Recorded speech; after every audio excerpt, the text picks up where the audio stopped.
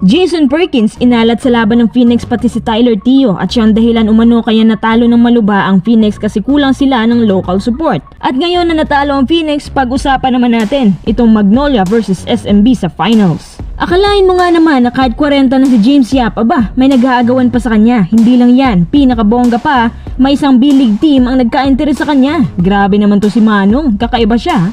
Yung ibang may edad sa PBA tinatapon na lang, pero si James Yap, siya pang kusang umalis sa Rain or Shine tapos pinag-aagawan pa at may juicy offers pa mula sa ibang teams. Kalabaw lang talagang tumatanda at nalalaos.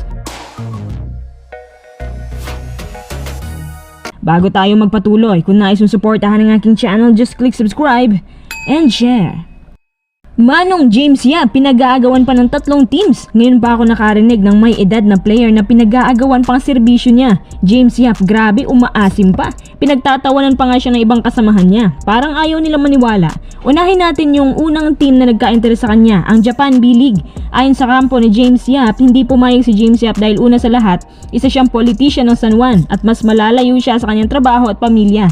Malaki din daw ang offer na tatanggapin sana ni James Yap sa kanila. Pangalawa, itong Blackwater Bossing. Alam nyo ba na sinabi po ng owner ng team na yan na magagamit daw nila si James Yap bilang isang endorser? At hindi lang yan, as long as fit si Yap, bibigyan daw nila ito ng mahabang minuto as long as kaya niya. Itong Blackwater maang-maangan pa talaga. Endorsement yung habol nila. Pangatlo, itong rumor na si James Yap daw ay mapupuntang Hinebra. Ito daw marahil ay request ni Coach Tim Cone. Pero anyway, rumor lang naman yan kasi medyo imposible. Una sa lahat, si James Yap may konting alitan kay Boss Al. At si Boss Al po ang governor ng Hinebra. Kahit i-request pa ni Coach Tim yan, hindi nila yan tuto pa rin. Tsaka tinapon na nga ng Magnolia, diba? Pinakamalapit po sa 3 option base sa aking narinig ay ang Blackwater Bossing. Narinig ko po ito mula sa PBA Moto Club. Nga pala, ayon sa Blackwater owner, kukunin din daw nila si Pingris at sabay nila si Yap na ipagre-retiro. So kulang na lang si Simon, 'di ba? Kapag makapag-reunite ng 3 at kapag nakuha daw nila si Yap, magre-retiro daw ito sa Blackwater jersey. Ang laki naman ang pangarap ng Blackwater ah. Malaki daw ang pag-asa ng Blackwater kay James Yap at gagawin daw nilang lahat para lang makuha to. Bibigay din nila ang lahat kay Yap, ang minutes na gusto niya. Naisip ko rin, kusa na nga siyang umalis sa Ross tapos papasok pa sa ibang team, maliban kung pure business lang din ang nasa isip ni Yap. Pero syempre, wag lang sila mag-expect ng sobrang laki kasi nga 41 na ho si Yap, mahina ng tuhod. Pero when it comes to shooting, meron pang kalibre yan at nakakatulong pa yung pulso niya sa clutch baskets. Talagang hindi nawawala eh.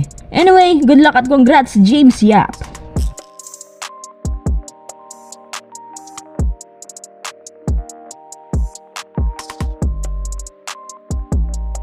Next update, sobrang barlok naman ang inabot ng Phoenix sa Magnolia. Malayo ang kalamangan ng Mags. Ang tinuturong dahilan ay inalit yung ibang guards pati si Jason Perkins.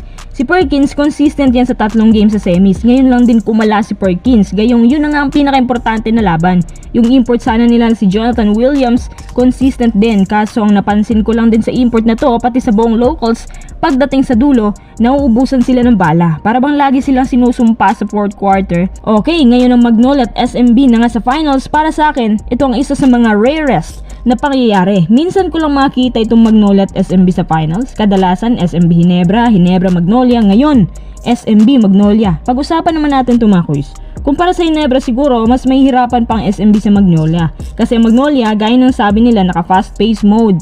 At kahinaan din ng SMB ang takbuhan. Although may mga guards sila na kayang sumabay sa takbuhan, pero ibang Magnolia dahil speedy offense ang meron sila ngayon. Para sa akin, mas mahirapan pa rin talagang Magnolia sa SMB as long as nandyan si Junmar kasi siya lang naman ang problema ng buong team sa PBA at dumagdag pa itong si Benny Boatwright na napaka-shooter na 6'9", habang ito si Tyler Bay na 6'9 din ata na mas athletic kumpara kay Boatwright. Para sa akin, mas buenas kung mas shooter kesa mas athletic ang import nyo, lalo na sa SMB kasi kapag athletic ang import, nandyan naman si Kraken para pahintuin yan. Number 1 import stopper yan si Abay, habang si Boatwright na hindi masyadong sumasalaksak pero unstoppable na sniper.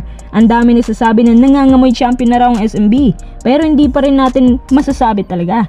Sabi nyo bilog ang bola, pero itagaan nyo sa bato, mas mahirapan ng Magnolia dito, lalo na pag i-activate pa nila si Romeo. Naku, tingnan natin kung ano magiging alas ng Magnolia dito. Basta pakiramdam ko lang talaga na mahirapan sila. At kahit hindi ko team ang SMB, pero yun lang naman ang opinion ko. Kayo mga kuys, ano masasabi sa finals natin?